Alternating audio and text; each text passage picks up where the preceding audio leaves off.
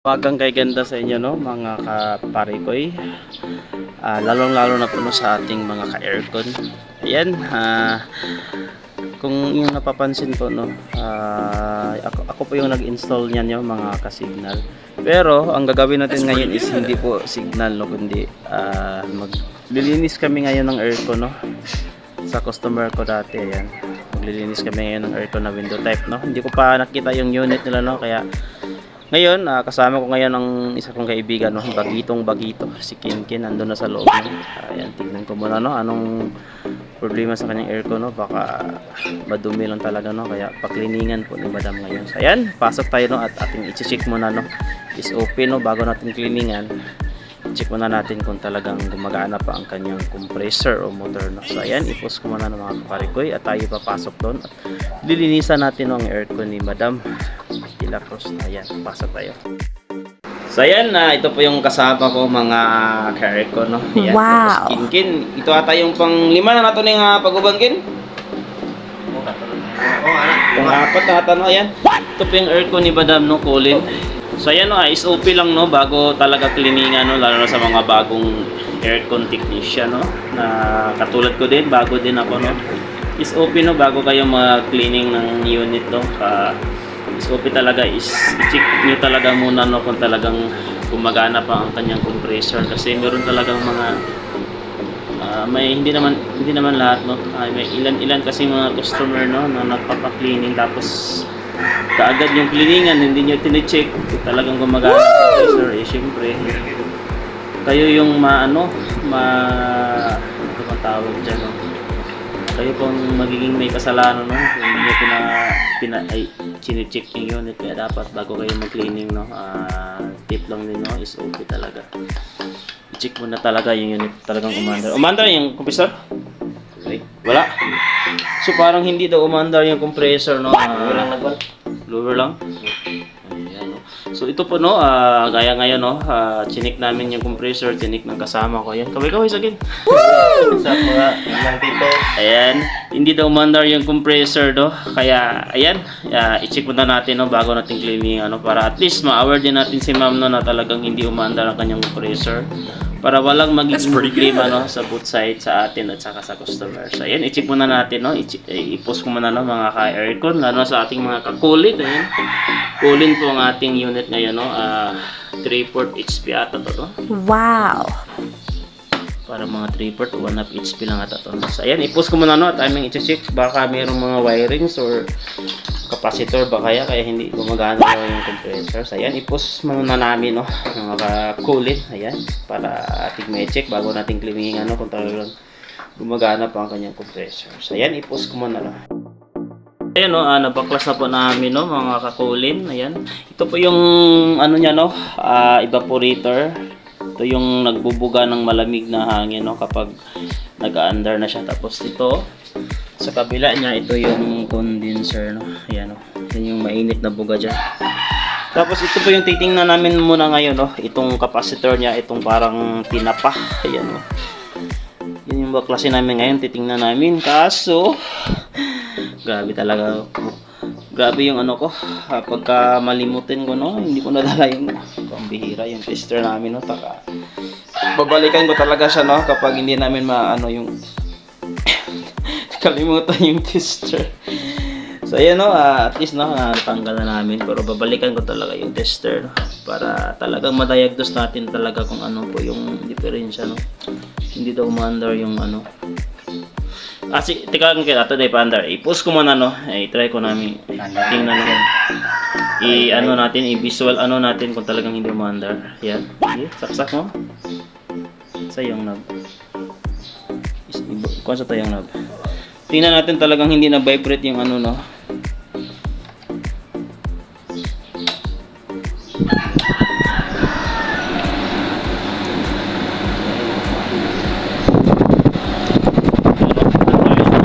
No, kung napapansin ko, no, tapos ang kanya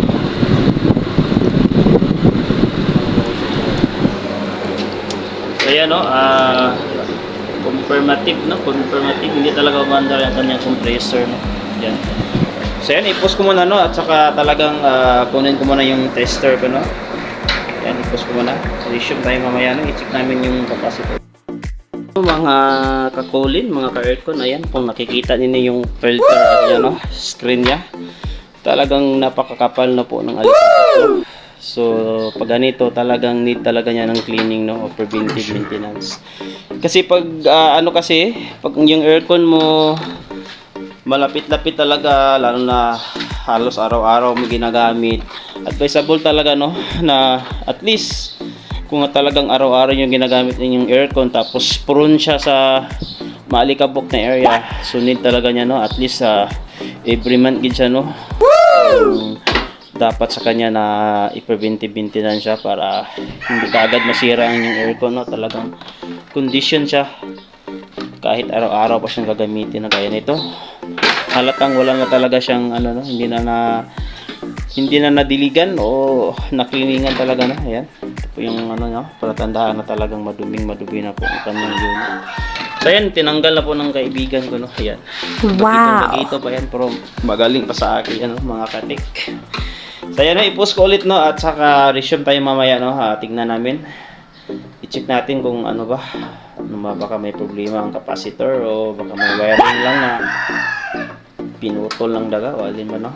Hindi ko nadala yung tester. Yan, mga kakulin, medyo ni-action may kabalaka kanina, no, kay wagid niandar ang compressor. So karon, ako lang siyang gi-reset lang ginamo yung mga wirings, no, kay para sa mo para tayo hinungdanon mo dyan na lose contact lang gamay ang iyahang mga wirings. wow, Tapos karon niandar namang gatsa na yan, ni-action may kabalaka, no, kay pagpangutana ako ni sir, bugnaw ka daw na gini pagkaan before nila ipa-cleaningan, bugnaw gid siya, no. So ayan, buti na lang, no, ni-reset lang talaga namin ang kanya mga wirings, no. Ayan, tapos ngayon umandar na siya, no, kaya ayan, pwede na natin siyang linisan, no. Ituloy na namin yung paglinis, no, kasi napatunayan namin na talagang gumagana pa ang kanyang compressor. Ayan, no.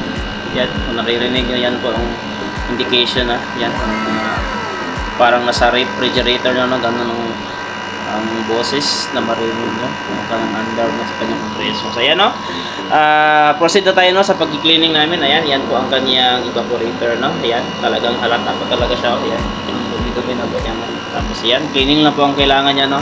Tapos yun yung ginawa namin, no, ni-reset lang namin ang kanyang mga wiring sa kanyang CSR o sa kanyang mga common running starting niya, no, pupunta sa kanyang capacitor. Tapos ayan, namandar na siya, no, gumana na siya. So ayan, cleaningan na natin, tuloy na namin yung pag-cleaning, no. I-post muna namin, no, at mamaya babalik tayo, no. Ayan, salamat, no, napandar talaga namin ng kanyang compressor. So ayan, i-post ko muna, no, mga ka-aircon.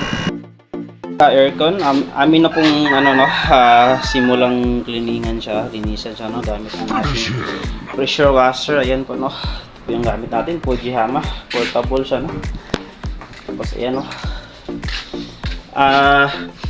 kung nga pala, no, pag nag-cleaning kayo, no, sa mga gustong mag-DIY, no, lalo na sa mga may sariling aircon, ito po ang kanyang electrical parts, no. Ayan, binalot na po namin ng trash bag, no.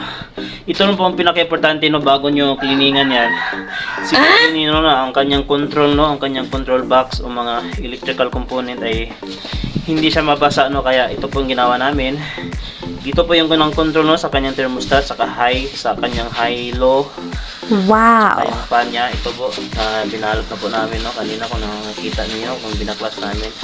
Yan po ang pinaka-importante, no, na huwag siyang mabasa. Para pwede na kayang dyan, no, yan, sa pressure washer, pwede na yung diligan yan, tawag dyan. Yan, no, nabalot na po naman, and then pwede na po siyang linisin, no, gamit po ang ating pressure washer. So ayan po, umpisahan mo natin. Ito po yung kasama ko, no, ayan, tara. Okay, go natin, no.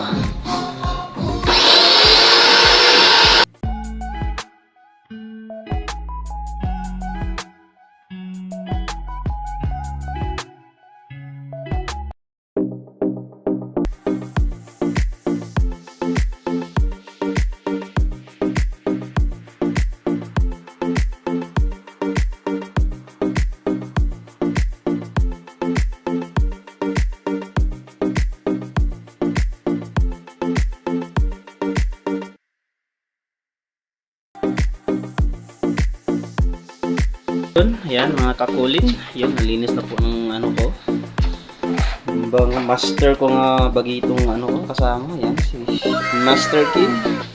Yan no, pati yung kanyang mga filter no, nalinis na po namin. Tapos yan, nalinis na po namin lahat yan no. Tapos Wow. yan symbol na po natin no, para so yan, okay na po siya no, at pwede na natin siyang i-symbol maya maya no. Yan. Ito po yung malupit kong ano no, kasama ngayon si Master King. Yan no. Pila na may edad, Kin? 19. 90 na pala si King, pero batang-bata pating na no, yan. Ito po isasama ko siya mamaya no, mamaya mga pagkatapos dito no, isasama ko siya sa pag-install ko ng ano no, signal no.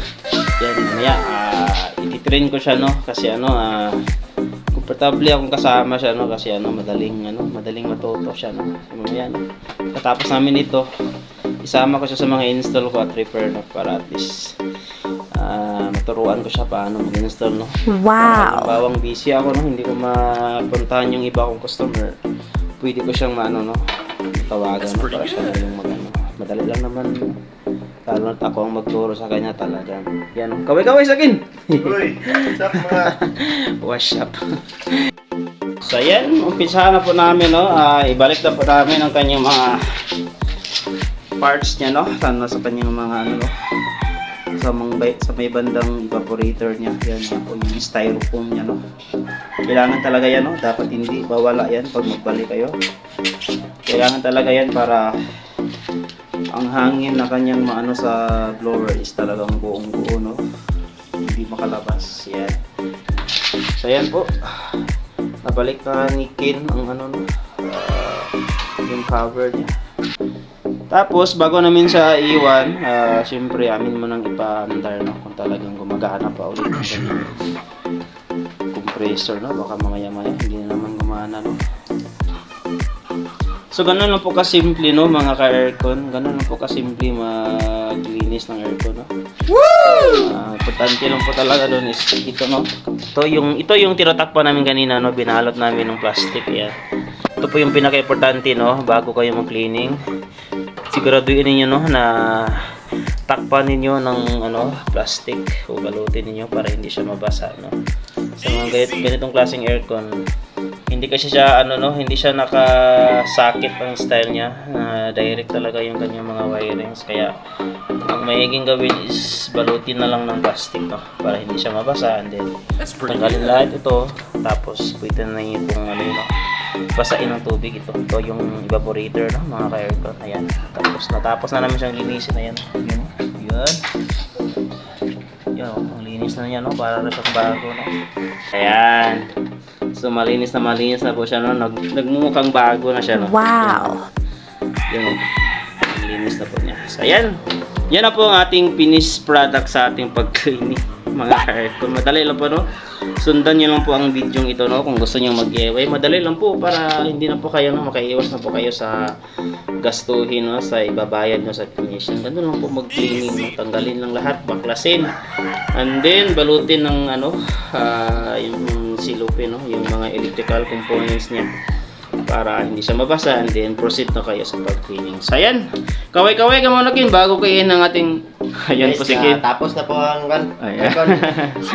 So ayan, hanggang sa muli nating pagsasama no mga ka-aircon, lalo sa ating mga kakulin. Ganun lang pala kasimple no. Hindi po gaanong bihasa sa aircon no, pero meron lang akong na-idea kasi nakapag-aral din ako no, kahit paano sa AC. So ayan po no, tapos na po tayo no, at pwede na natin siyang i-ano sa i-turnover natin kay Ma'am Sir no. Pwede na nila itong gamitin. Pero bago yan, pandarin muna natin no, para sigurado tayo na okay pa rin ang ating pag-cleaning at wala tayong nasira man lang no. So ayan, bago kayo no, pandarin mo muna pala natin no. Tingnan natin kung talagang umaandar na ang kanyang blower at ang kanyang compressor syempre no. So ayan, saksak mo, isaksak mo, isaksak. Ayan, yan po yung kanyang ano no, ano niya, sipin dyan. Yan yan. So ayan, mandar siya kasi yan. Meron kayong naririnig na parang ano no, ugong ng, meron kayong mga refrigerator. Ayan no, parang ganyan yung tinig. Mandar naman siya kayo, di ba? Yan. So functional na po siya no, mga ka-aircon. Ayan no, ang lamig na siya dito no. Ayan, malamig na nga siya no. Yan, buti na lang, no, umandar talaga siya, no, at wala tayong nagiging problema. At ibig sabihin po yan, mga ka-aircon, successful po ang ating ginagawang pag-cleaning ngayon, no. Kaya sana, no, meron kayong natutunan, no, sa mga gustong mag-DIY. Lalo na sa mga baguhan nga katulad ko, no, sa aircon. Baguhan pa lang talaga ako, no, hindi ko ina-accept na, hindi ko na-claim na magaling na ako sa aircon, no. Talagang nag-ano pa rin ako, no. Baga tumutuklas pa talaga ako ng iba pang mga karunungan pagdating sa aircon. So yan na, at least na successful po ang aming pag-cleaning yan. Malamig na po Wow. talaga siya, no? Umandar na po talaga ang kanyang compressor. So yan, hanggang dito lang po ang ating video, no? Hanggang dito lang po ang aming ma-share sa inyo, no, kung paano mag-cleaning, no, ng window type. Cooling po siya, no? 1/2 HP po siya, no, mga ka-aircon.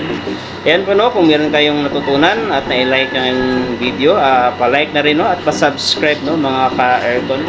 Para sa susunod nating mga video tutorial, no, meron ulit kayong matutunan, no, lalo na sa paglilinis natin ng ating mga aircon. Ayan, salamat and God bless po sa ating lahat.